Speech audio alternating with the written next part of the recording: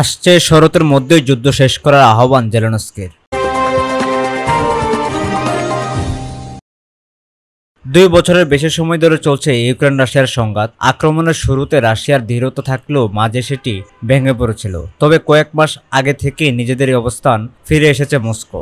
অপরদিকে ইউক্রেনকে সাহায্যের দিক দিয়ে দ্বিধাবিভক্ত হয়ে পড়েছে যুক্তরাষ্ট্র সহ মিত্র দেশগুলো। এসবের মধ্যেই আসন্ন শরৎ মৌসুমের মধ্যে চলমান এই যুদ্ধ শেষ করার আহ্বান জানিয়েছেন ইউক্রেনের প্রেসিডেন্ট ভ্লাদিমির জেলেনস্কি। আর এই লক্ষ্য তিনি রাশিয়াকে রাজি করাতে নেটো দেশগুলোকে চাপ দেওয়ার আহ্বান জানিয়েছেন। জার্মানিতে অবস্থিত মার্কিন বিমান ঘাঁটি রামস্টেইনে যুক্তরাষ্ট্রের প্রতিরক্ষামন্ত্রী লয়েড অস্টিনের সঙ্গে আলাপকালে একথা বলেন জেলেনস্কি।